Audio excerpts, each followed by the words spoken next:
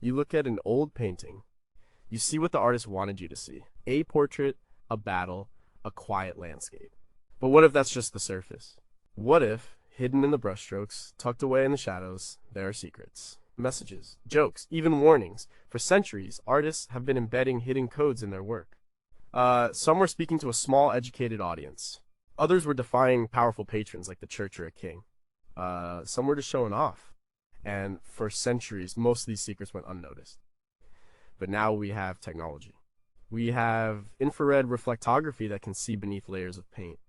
We have digital imaging that can magnify a single speck.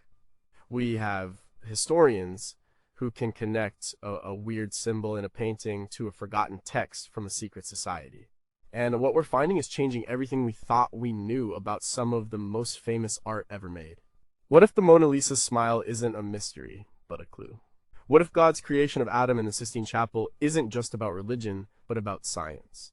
What if a famous painting of a married couple is actually a memorial for the dead? These aren't just theories. They are discoveries backed by evidence that peel back the varnish of time and show us what's really going on.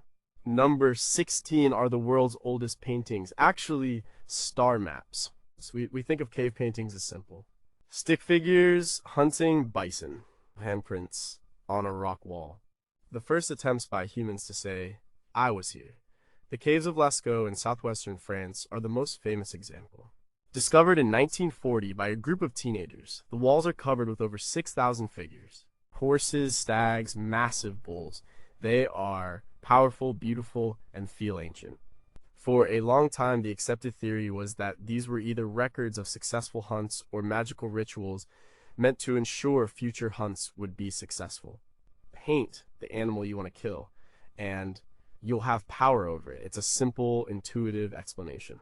But maybe it's not that simple at all. Maybe our prehistoric ancestors were doing something far more complex. Maybe they were mapping the stars. This idea started gaining traction with the work of independent researchers and academics who looked at the paintings not as biologists but as astronomers. One of the key figures is Dr. Michael Rappenluck of the University of Munich. For years, he has argued that the patterns of dots and the placement of animals in Lascaux and other caves aren't random. They correspond to constellations. Take one of the most famous images in Lascaux, the Shaft of the Dead Man.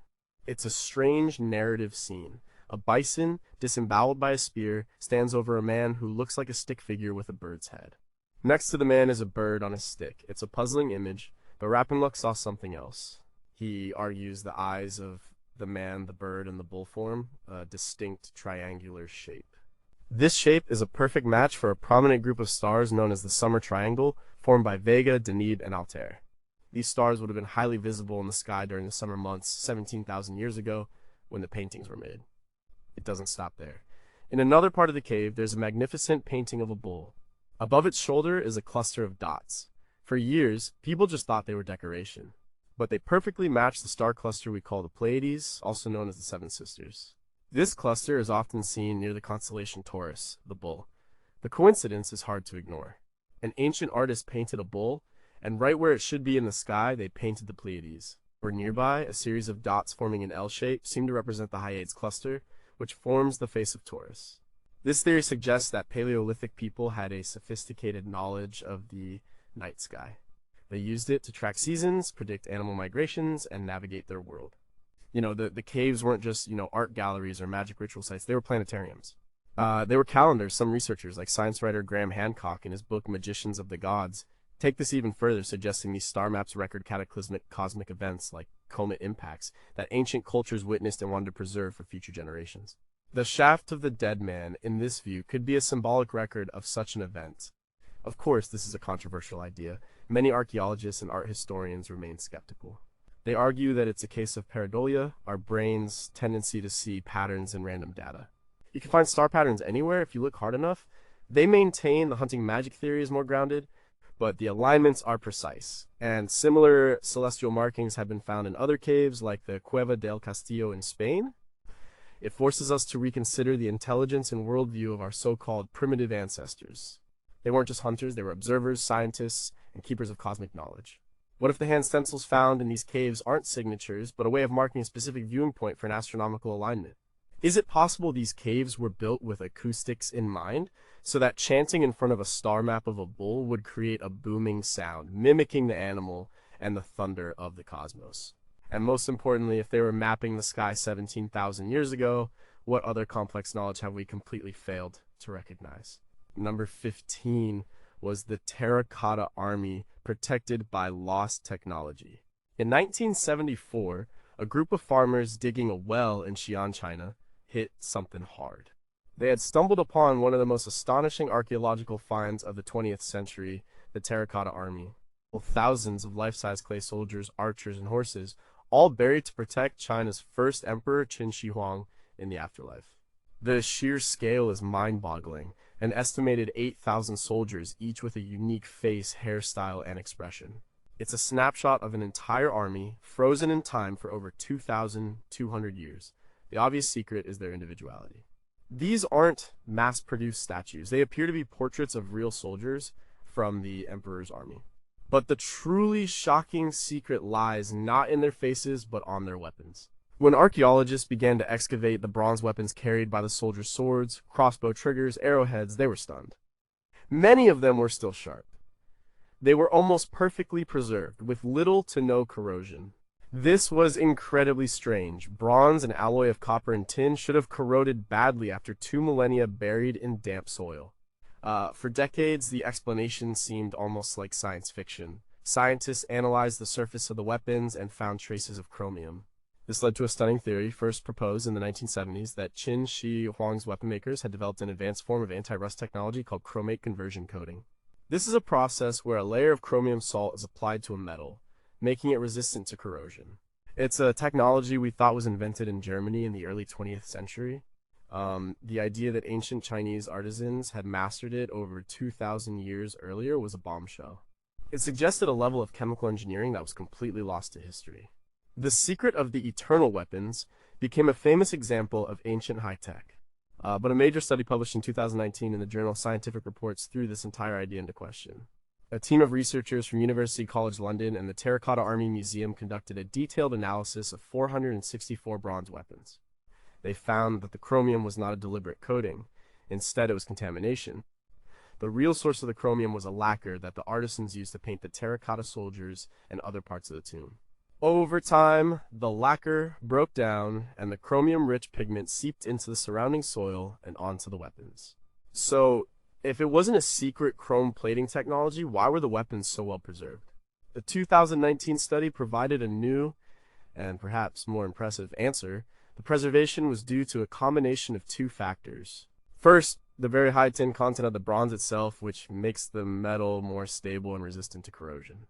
This shows a masterful understanding of metallurgy. Second, and more importantly, the unique properties of the soil at the Xi'an site. The soil is moderately alkaline, with very small particle sizes and low organic content. This creates an environment with very little air and water circulation, effectively sealing the weapons off from the elements that cause rust and decay. So the secret changed. It wasn't about a single lost chemical formula, it was about a holistic understanding of materials and environment. The Qin artisans were masters of their craft. They created a superior bronze alloy.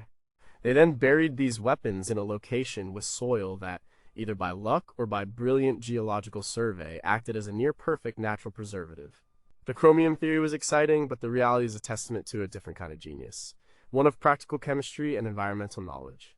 It also shows how science works. A theory can be accepted for decades until new evidence comes along and forces us to look at the facts in a completely new way. Does this mean the Qin dynasty had no lost technologies, or are there others we haven't found yet? The Emperor Qin Shi Huang's actual tomb remains sealed, and ancient texts claim it's booby-trapped with rivers of flowing mercury. Could this be true? What other chemical secrets were locked away in the lacquer and pigments used to paint the originally vibrant, multicolored soldiers, whose colors faded within minutes of being exposed to air? Number 14, what message was hidden in the Ishtar Gate's blue bricks? The Ishtar Gate is a survivor, built around 575 BC by King Nebuchadnezzar II. It was the 8th gate to the inner city of Babylon, and it was designed to intimidate and impress. When it was excavated in the early 20th century by German archaeologist Robert Koldewey, the world was stunned. Its brilliant blue glazed bricks, decorated with rows of dragons and bulls, seemed to glow even after centuries underground. The gate was so massive that Koldewey's team spent years shipping thousands of its fragments back to Berlin, where it was painstakingly reconstructed and now stands as the centerpiece of the Pergamon Museum. The surface secret is the color. The lapis lazuli blue was incredibly expensive and symbolized divinity and wealth. It was a statement you are entering the most powerful city on earth, the home of the gods. The animals are also symbolic. The lions represent Ishtar, the goddess of love, war, and fertility. And the bulls, or aurochs, represent Adad, the god of storms. And the snake-headed dragons, known as Mushusu, represent Marduk, the chief god of Babylon. It's a parade of divine power, but the real secrets are hidden in the very substance of the gate. The first is a technological one. For a long time, historians and scientists were puzzled by how the Babylonian artisans achieved such a stable, vibrant, and uniform blue glaze on such an enormous scale. Recent chemical analysis using techniques like X-ray fluorescence has revealed their mastery of chemistry. They use a precise mixture of silica from sand, alkali from plant ash, and lime as a stabilizer. The blue color itself came from cobalt, but not just any cobalt. They used a specific type, sourced from what is now Iran, and they knew exactly how to fire it at temperatures over 900 degrees Celsius to get the exact shade they wanted. This wasn't happy accident pottery, this was industrial scale, chemical engineering. The deeper secret, however, is a political and religious message hidden in the choice of animals. The Mushusu dragon is the most interesting.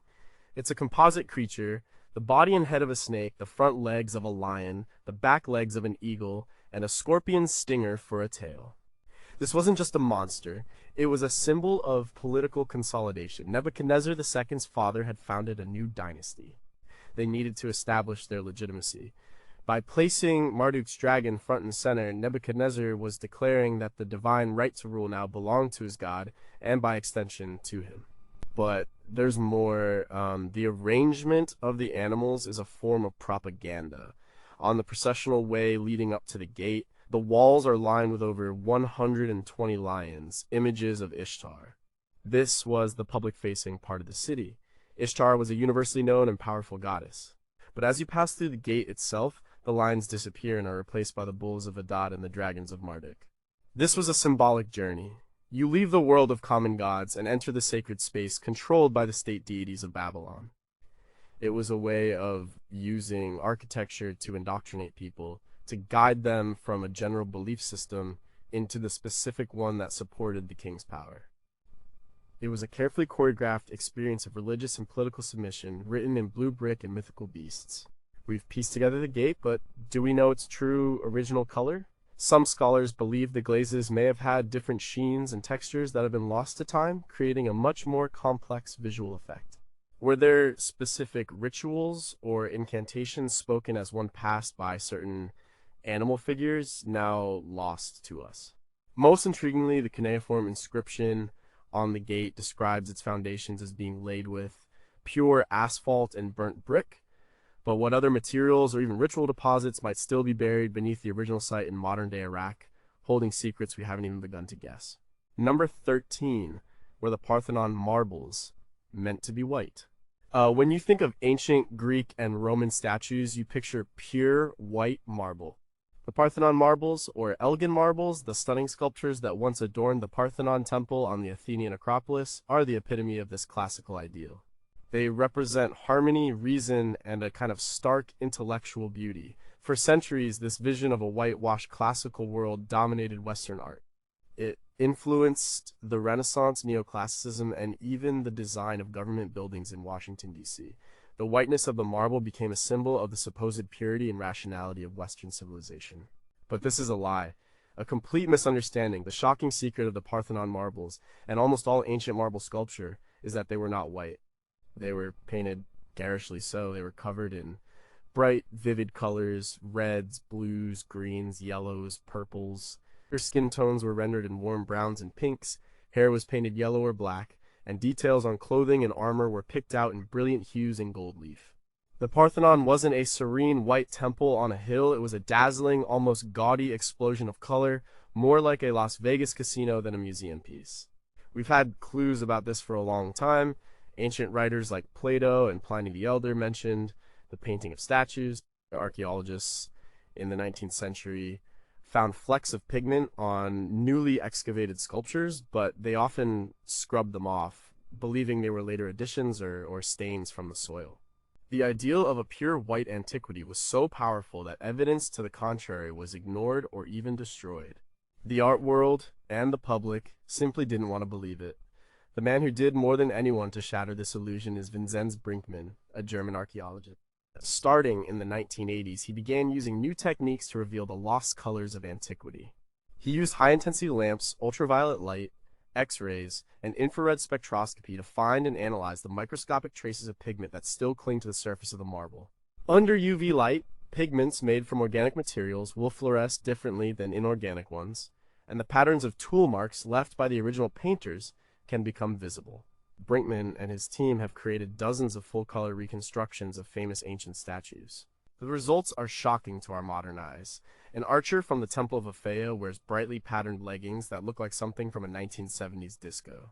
The Peplos Kore, a statue of a young woman, has radiant red hair and a dress adorned with intricate green and blue patterns. Applied to the Parthenon marbles, these techniques reveal that the background of the friezes was likely a deep blue, making the figures pop. The mythical creatures had colored eyes, the horses had bronze bridles, and the gods wore richly decorated garments. This discovery changes our entire understanding of Greek art. It was not about abstract, pure form. It was about lifelike, vibrant realism. They wanted their statues of gods and heroes to look like they could step right off the pedestal. The color was part of the story. It added emotion, identity, and detail. It also raises uncomfortable questions about why the myth of white marble was so persistent. Some historians, like Sarah Bond at the University of Iowa, argue that the idea of a white antiquity became entangled with 18th and 19th century racial theories used to create a false lineage of white supremacy stretching back to the pure Greeks and Romans. The colorful, multicultural reality of the ancient Mediterranean was literally whitewashed. What exact shades of color were used, and did they have a symbolic code that we have yet to fully decipher? Were different artists famous for their specific coloring techniques, just as painters are today for their brushwork? And if we could perfectly restore the colors to the Parthenon marbles, would the public accept this vibrant, chaotic new reality, or would we cling to the beautiful, comfortable lie of pure white? Number 12, what was the Venus de Milo really doing? The Venus de Milo is one of the most famous sculptures in the world.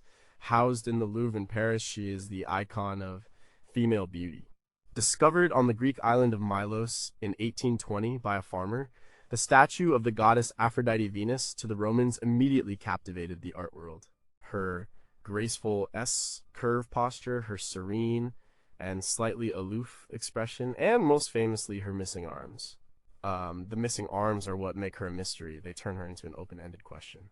What was she holding? What was she doing? For 200 years, art historians have been playing a kind of detective game, trying to solve the puzzle of Venus's arms.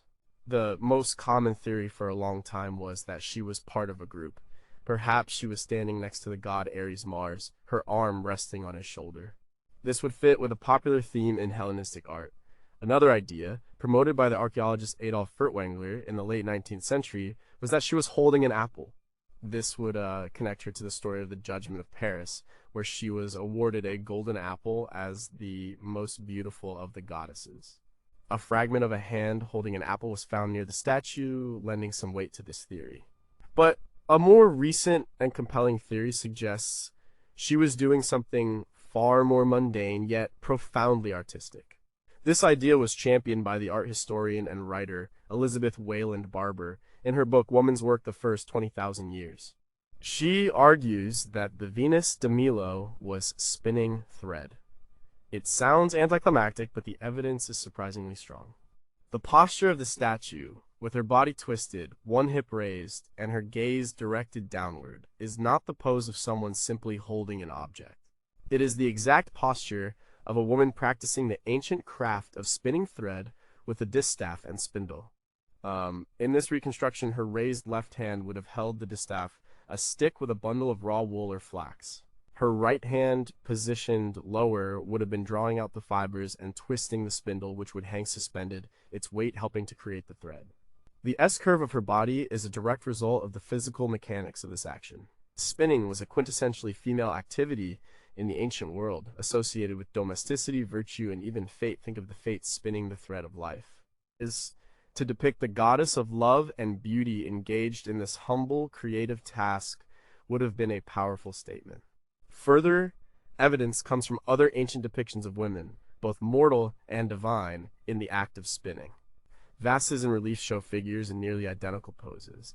It was a common artistic motif. The reason this theory was overlooked for so long is partly due to our own modern biases.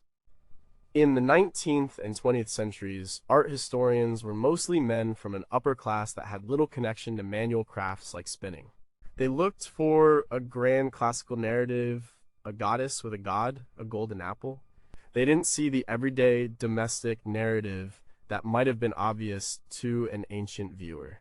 This theory transforms the Venus de Milo. She is no longer just a passive object of beauty. She is an active creator, a working woman. It grounds the divine in the real, tangible world of craft and labor. It connects this icon of high art to the countless anonymous women who performed this essential task for thousands of years. The missing arms aren't a lack. They are an invitation to see the unseen labor that underpins civilization. If she was spinning, was she meant to be seen as a specific allegorical figure, like fate? Or was it a comment on the creative, weaving nature of love itself? Could the statue have been commissioned by a guild of textile workers on the island of Milos? And what if the object she held was meant to be made of a different material, like gilded wood or bronze, which has long since vanished, leaving us with only the enigmatic marble? Number 11 is the Laocoon group, an ancient masterpiece or a Renaissance fake. The statue of Laocoon and his sons is the definition of high drama. It depicts the Trojan priest Laocoon and his two sons being attacked by a giant sea serpent sent by the gods. The father's face is a mask of agony, his muscles are contorted, and his sons are caught in the deadly coils of the snakes. It is a masterpiece of Hellenistic art, a symphony of suffering carved in marble. It was unearthed in a vineyard in Rome in 1506, near the ruins of Emperor Nero's palace. When it was found, it caused a sensation. Artists like Michelangelo rushed to see it, and it immediately became one of the most influential sculptures in history. The ancient Roman writer Pliny the Elder had described a magnificent Laocoon statue in the palace of the emperor Titus, calling it a work to be preferred to all that the arts of painting and sculpture have produced. He attributed it to three sculptors from Rhodes, Hagiandros, Athenodoros, and Polydoros. Everyone assumed the statue found in 1506 was this long-lost original. It was hailed as a direct link to the golden age of classical art. But there have always been nagging questions. The biggest secret, or rather, the biggest controversy is this: is it really an ancient Greek original from the 2nd century BC, or is it a brilliant fake, carved in the Renaissance by none other than Michelangelo himself? This provocative theory has been most forcefully argued by the art historian Lynn Catterson. Her argument rests on a series of suspicious circumstances and stylistic clues. First, the discovery itself is a bit too convenient. The statue was found on land owned by a man named Felice de Freitas, and the discovery was witnessed by an agent of Cardinal Giuliano della Rovere, who would soon become Pope Julius II. Michelangelo was working for the Pope at the time. Catterson suggests the whole thing could have been a setup, a scheme to discover a masterpiece that would bring fame and fortune to its finders and validate the classical tastes of the new Pope. The stylistic evidence is more technical. The sculpture is carved from multiple blocks of marble, but Pliny described the original as being made from a single block. While this could be a mistake by Pliny, it's a significant discrepancy. More importantly, Catterson and others argue that the style of the sculpture, its exaggerated musculature, its intense emotional drama known as Terracotta, and its complex, twisting composition has more in common with Michelangelo's own work, like his Slaves for the Tomb of Pope Julius II, than with other known Hellenistic sculptures. The Laocoon looks, in some ways, like a parody or an extreme version of Michelangelo's style. The theory goes like this: Michelangelo, known for his ambition and his genius for carving, could have created the Laocoon as the ultimate artistic challenge. He might have been trying to surpass the ancients, to create a work so powerful that people would believe it was the lost masterpiece Pliny had described. He was also known for his previous forays into forgery. As a young man, he had sculpted a sleeping Cupid, artificially aged it, and passed it off as a Roman antique to a cardinal. He had the skill, the motive, and the track record. Most art historians strongly reject this theory. They point to technical details in the carving and the type of marble used that are consistent with an ancient origin. They argue that the Laocoon style was a major influence on Michelangelo, not the other way around. The discovery of other similar Hellenistic sculptures at a site in Sperlonga in 1957, also attributed to the same Rhodian sculptors, seems to confirm the existence of this highly dramatic style in the ancient world. But the doubts linger. The story of its discovery is murky, and its style is an outlier. It remains a tantalizing what if. Could there be microscopic tool marks or traces of materials in the marble that could definitively prove, once and for all, when it was carved? Is it possible that the statue is a hybrid, an ancient piece that was heavily damaged, and then restored or recarved by a Renaissance artist like Michelangelo? And if it is a fake, does that make it less of a masterpiece? Or is it an even greater one, a testament to an artist so brilliant he could fool the world for 500 years? Number 10. Is there a coded message in the Ghent altarpiece? The Ghent altarpiece is not just a painting, it's an event. Completed in 1432 by the brothers Hubert and Jan van Eyck, this massive multi-panel artwork, officially titled The Adoration of the Mystic Lamb, is a landmark of Northern Renaissance art. Its incredible realism, its luminous oil colors, and its complex theology were revolutionary. When opened, it reveals a heavenly scene with God the Father, the Virgin Mary, John the Baptist, and, at the center of the lower panel, a crowd of saints and angels worshiping a lamb on an altar, its blood flowing into a chalice, a symbol of Christ's sacrifice.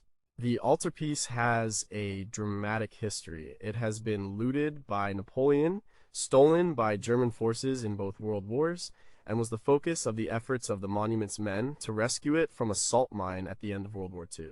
One of its panels, the Just Judges, was stolen in 1934 and has never been found.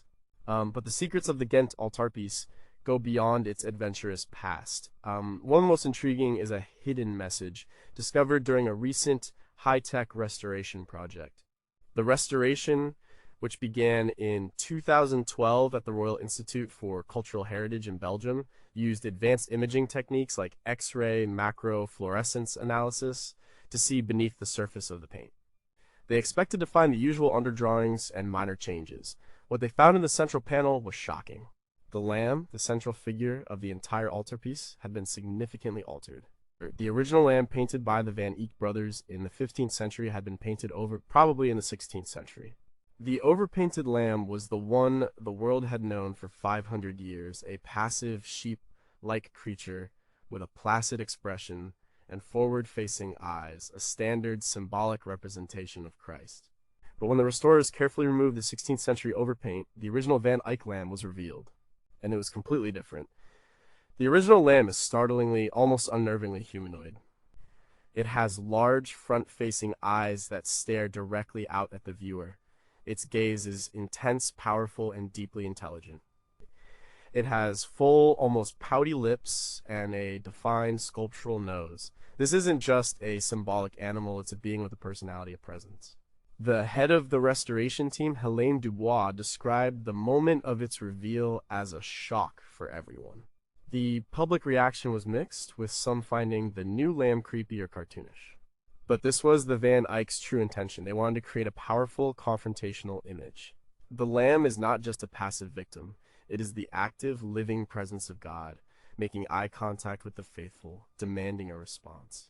The 16th century overpainting was likely done to normalize the image, to make it less intense and more in line with the conventional religious art of the time.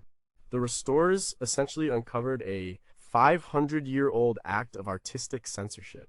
This discovery changes the entire theological tone of the altarpiece. It shifts from a scene of serene worship to a moment of direct, mystical encounter. The Van Eycks were known for their realism, for painting God in the details of a reflection on a jewel or a wrinkle on a saint's face. Here, they applied that realism to the central mystery of their faith, creating an image that was meant to be both real and divine, familiar and deeply strange. Why was the original lamb considered so dangerous or unsettling that it had to be covered up? Was this part of a wider theological debate during the Reformation, a crackdown on overly humanized depictions of the divine? And what about the still missing Just Judges panel? Could it contain a similar, Or even more radical, hidden message that made its theft more than just a simple crime. Number 9 is the Arnolfini portrait, A Wedding or a Funeral. Jan van Eyck's Arnolfini portrait, painted in 1434, is one of the most debated paintings in art history. At first glance, it seems straightforward. It shows a wealthy Italian merchant, Giovanni di Niccolao Arnolfini, and his wife in a lavishly decorated room in their home in Bruges. He holds her hand, she places her other hand on her stomach. It has long been considered the world's most beautiful and intimate wedding certificate. The evidence for the wedding theory is everywhere. The man raises his right hand as if taking an oath. The single candle burning in the chandelier in broad daylight symbolizes the all-seeing eye of God, a holy presence sanctifying the union. The little dog at their feet is a symbol of fidelity. The oranges on the chest are a sign of wealth and fertility. And most famously, on the back wall above a convex mirror, Van Eyck wrote in elaborate script, Johannes de Eyck voet Hick 1434. Jim Van Eyck was here 1434. This acts as a legal signature, with the artist himself as a witness to the marriage. This interpretation was most famously put forward by the great art historian Erwin Panofsky in 1934. For decades, it was the standard reading of the painting. It was seen as a perfect document of a private marriage ceremony or betrothal, taking place outside of a church, a common practice at the time. But what if this is all wrong? What if it's not a wedding portrait at all? What if it's a memorial portrait for a dead wife? This radical reinterpretation began to gain ground in the 1990s, led by art historians like Margaret Coster. They pointed to a series of subtle but disturbing details. Look at the single candle in the chandelier. While one candle burns brightly above Giovanni, the holder on the woman's side is empty, its candle snuffed out. This is a common symbol in art for a life that has ended. Look at the woman herself. She wears a rich green dress, a symbol of hope and fertility, but her expression is passive and serene, unlike the focused, worldly expression of her husband. Her hand doesn't grip his, it rests limply in his grasp. He is clearly in the world of the living, dressed in dark, heavy winter clothes, while she seems more ethereal. The very act of him holding her hand could be a gesture of farewell. The most compelling evidence comes from historical records. In 1997, research uncovered a document showing that Giovanni Arnolfini's wife, Costanza Trenta, had died in 1433, a full year before the painting was signed. This changes everything. The painting cannot be a wedding portrait. It must be a memorial. Giovanni is commissioning a portrait of himself with his deceased wife, perhaps as he remembers her, or perhaps as a tribute to their marriage and his hope for her soul. The painting becomes a double portrait, bridging the worlds of the living and the dead. This theory reframes every symbol. The dog might not just be fidelity, but a guide to the afterlife. The woman's hand on her belly might not mean she is pregnant, but could be a reference to a child she died giving birth to, or simply a gesture symbolizing her role as a wife. The mirror on the back wall, which reflects the room and two other figures, one of whom is likely Van Eyck, becomes a symbol of memory, of a past moment perfectly preserved. The scenes of Christ's Passion carved around the mirror's frame take on a new, more somber meaning, relating to death and resurrection. The painting is no longer a celebration of new life, but a somber and beautiful meditation on loss. Are the two figures reflected in the mirror witnesses to a past wedding, or are they visitors offering condolences to the widower? Could the inscription, Van Eyck was here, refer to him being there not for a wedding, but to sketch the deceased wife before her burial? And does the painting hide even more layers of meaning, perhaps alchemical or astrological symbols related to life, death, and rebirth that we have yet to decode? Number 8 was the Garden of Earthly Delights, a Coded Warning. There is no painting in the world quite like Hieronymus Bosch's The Garden of Earthly Delights. Painted around 1500, this large triptych, a 3-paneled painting, is a riot of bizarre and fascinating imagery. The left panel shows the Garden of Eden, with God presenting Eve to Adam. The central panel depicts a vast landscape filled with naked figures frolicking among giant birds, strange fruits, and surreal architectural forms. The right panel is a terrifying vision of hell, where humans are subjected to grotesque and inventive tortures by demonic creatures. For centuries, the standard interpretation was that the painting is a straightforward Christian morality tale. It shows the world before sin Eden, a world indulging in sin, the central panel, and the ultimate punishment for sin hell. The central panel is a warning against lust and worldly pleasure. It's a sermon in paint. But This interpretation has always felt incomplete. The central panel doesn't feel condemnatory. It's joyous, dreamlike, and strangely innocent. The figures are not leering or debauched. They seem to be living in a state of uninhibited bliss. This has led to a much more radical and secret theory that Bosch was not a traditional Christian moralist, but was instead a member of a heretical Gnostic sect, and his masterpiece is not a warning, but a coded illustration of his secret beliefs. This theory was most notably advanced by the German art historian Wilhelm Frenger in the 1940s. He argued that Bosch belonged to a group known as the Adamites, a secretive sect that believed they could reclaim the state of innocence that Adam and Eve had before the fall. They practiced ritual nudity and believed that for the pure of heart, physical pleasure was not a sin. In this reading, the central panel is not a depiction of a sinful world. It is the Adamite paradise. It shows what humanity could be like if it followed their spiritual path, living in harmony with nature and free from shame and guilt. The evidence is in the symbolism. The strange fruits and egg-like shapes that appear everywhere are not just surreal fantasies, they are likely alchemical symbols. Alchemy wasn't just about turning lead into gold, it was a spiritual philosophy about purification and transformation, of achieving a higher state of being. The fountain in the center of the garden might represent the fountain of youth or the philosopher's stone, the goal of the alchemical quest. The painting, then, becomes an alchemical diagram showing the path to spiritual rebirth. Another layer of the secret might be Bosch's connection to other esoteric traditions. Some scholars, like author and researcher L.J. Harris, have suggested that the painting contains Cathar beliefs. The Cathars were a Gnostic Christian sect, brutally suppressed by the Catholic Church. They believed the material world was evil, created by a lesser god, and that the soul was a spark of the true good God trapped in the body. Bosch's Hell panel, with its emphasis on the punishment of the body, and the central panel's focus on a world free of material possessions and social structures, could be seen as reflecting Cathar duality. This makes the Garden of Earthly Delights an incredibly subversive work of art. If this theory is true, Bosch was hiding a radical, heretical worldview in plain sight, right under the nose of the highly orthodox Catholic society he lived in. The painting becomes a secret gospel, a visual manifesto for a forbidden faith, understandable only to fellow initiates who knew how to read the complex alchemical and Gnostic symbols. Did Bosch leave other clues to his secret beliefs in his other equally strange paintings? Was his patron, a member of the high nobility, also a member of this secret sect, giving him protection to create such a radical work?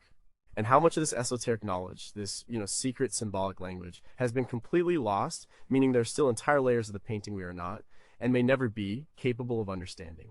Number 7 is Botticelli's Primavera, a prescription for a happy marriage. Sandro Botticelli's Primavera, or Spring, painted in the late 1470s, is one of the jewels of the Uffizi Gallery in Florence. It's a beautiful lyrical painting, a celebration of the arrival of spring. It shows a group of mythological figures in a lush orange grove. In the center stands Venus, the goddess of love. Above her, Cupid aims his arrow. To the right, Zephyrus, the wind god, pursues the nymph Chloris, who transforms into Flora, the goddess of flowers. To the left, the three graces dance, and Mercury, the messenger god, dispels the winter clouds. For a long time, the painting was seen simply as a beautiful allegory of spring, a mythological fantasy. But, like many Renaissance paintings, its beauty hides a much deeper and more specific meaning. The secret is that Primavera is not just a general celebration of spring, it's a highly detailed and personalized piece of advice, a kind of visual instruction manual, created for a specific wedding. The painting was likely commissioned by the powerful Medici family for the 1482 wedding of Lorenzo di Pierfrancesco de' Medici, a cousin of Lorenzo the Magnificent. It was meant to hang in the newlyweds' bedchamber. Art historians, starting with scholars like Edgar Wind and E.H. Gombrich, began to decode the painting based on this context. They realized it was a complex lesson in Neoplatonic philosophy, which was hugely popular in the Medici court. This philosophy taught that there are two kinds of love: carnal love and divine love. The goal of a good marriage was to transform earthly, physical passion into a higher, more spiritual and intellectual bond. The painting illustrates this transformation. It's meant to be read from right to left. On the far right, we have the violent, physical passion of Zephyrus grabbing Chloris. This is earthly love, desire in its rawest form, but through this union, Chloris is transformed into the elegant Flora, who scatters flowers. Passion is transformed into fruitful, civilized beauty. In the center, Venus presides over the scene. She represents humanitas, or enlightened humanity, who guides love. She is not a nude, sensual Venus, but a clothed maternal figure representing married love. The left side of the painting shows the result of this elevated love. The three graces chastity, beauty, and pleasure dance in a circle, representing the ideal qualities of a wife and a harmonious marriage. Finally, Mercury, who represents reason and intellect, looks up towards the heavens, turning his back on the earthly scene. He represents the highest form of love, the contemplation of the divine. So the painting is a moral roadmap for the young groom. Start with passion, but guided by reason and virtue, elevate your love to a more noble spiritual plane. But there's another even more specific secret hidden in the flowers. Botanists who have studied the painting have been amazed by its botanical accuracy. They have identified over 500 individual plants belonging to at least 170 different species, all rendered with scientific precision. But these are not just random flowers. A 1984 article in Scientific American by Morella Levi d'Ancona revealed that many of these plants were known in the Renaissance for their medicinal properties, particularly those related to love, fertility, and childbirth. The painting is literally a field guide to Renaissance pharmacology. It contains plants used as aphrodisiacs, plants used to ensure conception, and plants used to ease the pain of labor. It's a practical guide for a new bride, hidden within a beautiful mythological scene. Was the bride Semaramide Appiani involved in choosing the specific flowers and their meanings? Could the figures be portraits of real people in the Medici court, their identities now lost to us? And are there astrological secrets hidden in the arrangement of the figures, perhaps corresponding to the horoscopes of the bride and groom, meant to ensure a divinely blessed union? Number 6. Who are the real faces in the School of Athens? Raphael's fresco, The School of Athens, painted between 1509 and 1511 in the Apostolic Palace in Vatican City, is the perfect image of the High Renaissance. It's a fantasy gathering of the greatest philosophers, mathematicians, and scientists of the ancient world, all assembled under a grand Roman arch. In the center, Plato and Aristotle walk and talk, representing the two main schools of classical thought, the theoretical and the empirical. It's a celebration of knowledge, reason, and the humanist ideals that the Renaissance resurrected. The surface story is about ancient Greece, but the shocking secret is that the School of Athens is also a group portrait of the greatest artists of Raphael's own time. Raphael took the ancient philosophers and gave them the faces of his friends, his rivals, and even himself. It was a bold and clever way to elevate the status of the artist from a mere craftsman to a divinely inspired genius, on par with the greatest thinkers in history. This was first suggested by the 16th century biographer of the artists, Giorgio Vasari, and has been confirmed and expanded upon by art historians ever since.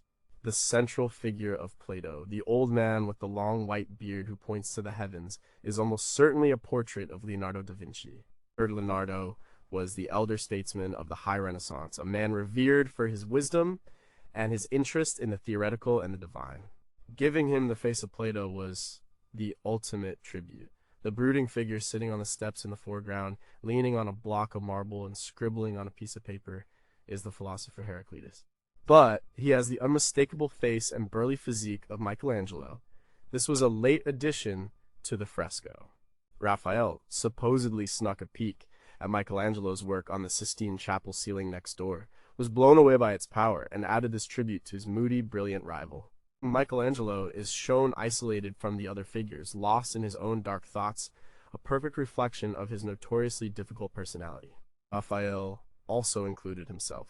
On the far right, a young man in a black beret looks directly out of the painting, making eye contact with the viewer. This is Raphael's self-portrait. By placing himself among this crowd of geniuses, he is staking his own claim to greatness. Other identifications are likely, though less certain. The geometer Euclid, seen bending over to draw on a slate, is believed to be a portrait of the great architect Donato Bramante, who was Raphael's mentor and the original architect of the new St. Peter's Basilica. This transforms the painting from a historical illustration into a piece of contemporary commentary.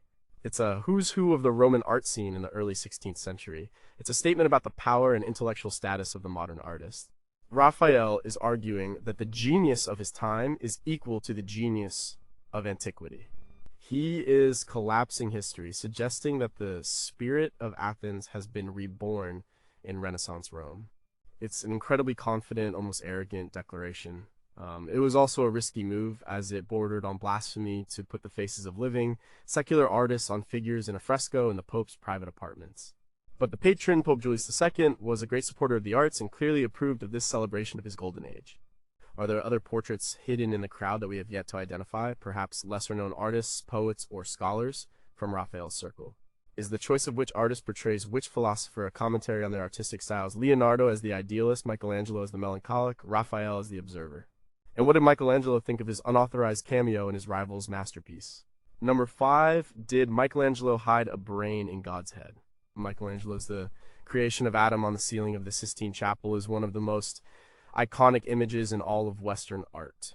God the Father, depicted as a powerful, white, bearded man, reaches across the void to touch the finger of the newly created Adam. It is the moment life is given, the divine spark transmitted. The image is one of transcendent power and religious mystery. God is surrounded by a swirling cloak filled with angelic figures, representing his divine majesty. But what if that swirling cloak is not a cloak at all? What if it's a detailed anatomical illustration of the human brain?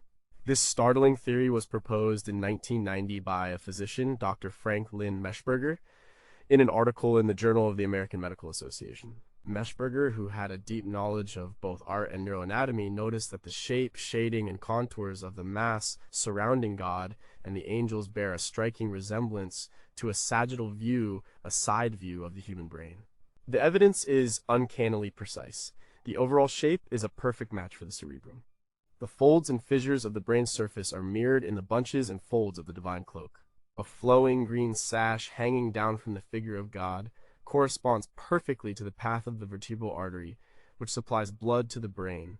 The leg of one of the angels sticking out from the bottom aligns with the position of the pituitary gland and the brainstem. Even the figure of God himself seems to be positioned in the area of the frontal lobe, the seat of creativity and reason. This wasn't just a random coincidence. Michelangelo had every reason and opportunity to do this deliberately. It is well documented by his biographer Giorgio Vasari that Michelangelo was a serious student of human anatomy.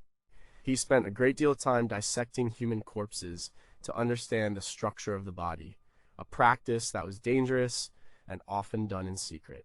He had a profound knowledge of the inner workings of the human form, far beyond what was needed for an artist. So, why would he hide a brain in this sacred scene? The meaning is profound and potentially heretical. Michelangelo was not just showing God giving Adam life, he was showing God giving Adam intellect, consciousness, and the power of reason. The divine gift is not just a soul, but a mind. This is a deeply humanist idea, very much in line with the Neoplatonic philosophy that was popular among the intellectuals of the Renaissance. This philosophy held that the human mind was the link between the earthly and the divine. By embedding a brain in the image of God, Michelangelo could be making a statement that divinity is found within human consciousness. God is not an external being in the sky. God is the source of the intellect that resides within us.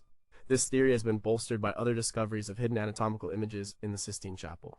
The researchers Ian Sukin and Raphael Tamargo have argued that in another panel, the separation of light from darkness, the neck and throat of God are painted in such a way that they form a detailed diagram of the human brainstem and spinal cord when viewed from below. It seems Michelangelo was systematically embedding his anatomical knowledge throughout his masterpiece. This was an incredibly dangerous game. The church taught that the soul was a divine gift, separate from the physical body. To equate the source of divinity with a physical organ like the brain would have been seen as heresy. Michelangelo was walking a fine line, hiding his advanced scientific knowledge and his complex philosophical ideas within the very heart of the Catholic Church, in a place where only those with the eyes to see would understand his true message. What other anatomical secrets are hidden in plain sight across the rest of the chapel? If God is represented as the human mind, was Michelangelo making a secret, almost heretical statement about the nature of divinity itself? And did Michelangelo leave behind any secret journals or notes that explain these symbols which have been lost or are still hidden in some archive? Number 4, why are the eyes of David so strange? Michelangelo's David is the perfect man, carved between 1501 and 1504 from a single flawed block of marble. The 17-foot tall statue is an icon of Renaissance strength, beauty, and confidence. He stands relaxed but alert, his gaze fixed on his unseen enemy, Goliath, Every muscle is perfectly rendered. It is the ideal human form. But if you look closely at his eyes, you'll see something strange. Something that seems like a mistake from the master sculptor. David's eyes are not carved correctly. He appears to be looking in two slightly different directions. He has a slight lazy eye, or strabismus. For centuries, this was dismissed as a minor flaw or an artistic choice to make the statue look correct when viewed from far below. The statue was originally intended to be placed high up on the facade of the Florence Cathedral, so perhaps Michelangelo distorted the eyes to compensate for the perspective. But that doesn't explain another even weirder detail. In 2004, Dr. Mark Posner, an ophthalmologist from New York, was examining high-resolution photographs of the statue's eyes. He noticed something no one had ever documented before. The pupils are not round. They are heart-shaped. This is not a natural feature. It is a deliberate, carved detail. Why would Michelangelo, the master of anatomy, give his perfect hero heart-shaped pupils? This discovery opens up a world of symbolic interpretation. The most popular theory connects the heart-shaped pupils to a medical condition. In the 16th century, a dilated and misshapen pupil was a known symptom of intense fear or panic. It was a physical manifestation of a frightened heart. This completely changes our understanding of the statue. We see David as a confident hero, relaxed and sure of his victory. But the secret in his eyes tells a different story. Michelangelo chose to depict the moment before the battle. This is not David the triumphant giant slayer. This is David, the terrified boy, facing an impossible challenge. His body may look confident, but his eyes betray his inner turmoil. He is summoning every ounce of his courage. This makes the statue infinitely more human and more heroic. It's not about the absence of fear, it's about acting in spite of it. Another theory, proposed by the art historian and critic James Elkins, suggests the heart shape is a reference to Neoplatonic love philosophy. In this view, David's intense gaze is not just one of concentration on his enemy, but also one of divine love, a connection to God that gives him his strength. The heart is the source of his courage. This secret detail, hidden in plain sight for 500 years, was likely impossible to see when the statue was on public display. It was only with the advent of high-resolution photography and close-up access during restoration that it could be discovered. It shows Michelangelo's obsessive attention to detail. He carved a secret for himself, a detail that added a profound layer of psychological depth to his creation, even if he knew almost no one would ever see it. It was between him, his marble, and his god. Could the strabismus and the heart-shaped pupils both be part of the same message, a complex symbol of the physical and spiritual turmoil of facing one's destiny? Are there other, equally tiny and significant details carved into other parts of the statue that we have yet to discover? And does this secret tell us something about Michelangelo's own state of mind, a man who often felt like he was facing his own Goliaths in the form of popes, patrons, and impossible artistic challenges? Number 3. What's lurking in the Mona Lisa's eyes? The Mona Lisa. No painting is more famous, more analyzed, or more mysterious. Painted by Leonardo da Vinci over several years, starting around 1503, the portrait of Lisa Gherardini has captivated the world with its enigmatic smile. Is she happy, sad, mocking? Her expression seems to change depending on how you look at it, a technique Leonardo mastered called sfumato, or smoky, which blurs the lines and corners. For centuries, the smile has been the great secret, but it's not the only one. The real secrets may be hidden where no one thought to look in her eyes. In 2010, Silvano Vincetti, an Italian researcher and head of the National Committee for Cultural Heritage, announced a stunning discovery. Using high-resolution magnification of the digital scans of the painting, his team had found microscopic letters and numbers painted into the pupils of the Mona Lisa's eyes. In her right eye, they found the letters LV. These are almost certainly Leonardo's own initials. It's a kind of microscopic signature, a hidden claim of authorship, but the left eye is more mysterious. The letters there are harder to decipher, but they appear to be CE or possibly B. Vincetti has speculated that these could be a clue to the model's identity, though this remains unproven. It's a tantalizing piece of a puzzle, but the discoveries didn't stop there. In the arch of the bridge in the background over her left shoulder, the number 72, or possibly the letters L and 2, can be seen. You know, the meaning of these numbers is the subject of intense debate. Vincetti has connected them to various forms of mystical and religious symbolism. The number 7 is significant in both Christianity, the creation of the world, and Judaism. and the number 2 can represent duality, like male and female. He suggests Leonardo, who was fascinated by philosophy and mysticism, was embedding a deeper spiritual message in the painting. This theory has its skeptics. Many art historians are wary of Vincetti's claims, suggesting that the letters and numbers could simply be random cracks in the centuries-old paint, a phenomenon known as craquelure. They argue that our brains are programmed to see patterns, and we can easily mistake a random crack for a meaningful symbol. However, Vincetti and his team maintain that the marks are too precise and well-formed to be accidental. They appear to have been deliberately painted. If they are deliberate, they open up a new way of seeing the Mona Lisa. The painting is not just a portrait, it's a text, a coded document. Leonardo, the ultimate man of science and art, was also a man who loved puzzles, codes, and hidden meanings. His notebooks are filled with mirror writing and complex diagrams. It is perfectly in character for him to hide his signature and perhaps other secrets in the one place he knew people would be drawn to the eyes of his subject. The eyes are not just the window to her soul, they are the key to his. Could these letters and numbers be part of a larger code that runs throughout the painting, perhaps connecting to the strange, unearthly landscape in the background? If the letters in the left eye are indeed a clue to the model's identity, does this challenge the long-held belief that she is Lisa Gherardini? And with technology constantly improving, what other microscopic secrets are we on the verge of discovering in the layers of her famous, enigmatic smile? Number 2, is there a hidden song in The Last Supper? Leonardo da Vinci's The Last Supper, painted on the wall of a monastery in Milan in the late 1490s, is a masterpiece of psychological drama. It captures the exact moment Jesus announces that one of his apostles will betray him. The apostles erupt in a wave of shock, horror, and confusion. Each figure's reaction is a study in human emotion. The painting is a triumph of composition and storytelling, but like Leonardo's other works, it may hide a secret layer of meaning, one that has nothing to do with paint and everything to do with music. In 2007, an Italian musician and computer technician named Giovanni Maria Palla claimed to have discovered a hidden musical score embedded in the scene. He argued that Leonardo, who was also an accomplished musician and inventor of musical instruments, deliberately coded a 40-second hymn to God into his masterpiece. Palla's theory is based on the placement of the loaves of bread on the table in the hands of Jesus and the apostles. He first drew the 5 lines of a musical staff across the painting. He then interpreted each hand and each loaf of bread as a musical note. The position of the hand or the bread on the staff determines the note's pitch. It's a kind of graphic notation where the visual elements of the painting become a musical language. But there was a problem. Read from left to right, the sequence of notes made no sense. It was just a jumble of random sounds. Palla then remembered Leonardo's famous habit of writing from right to left in his notebooks.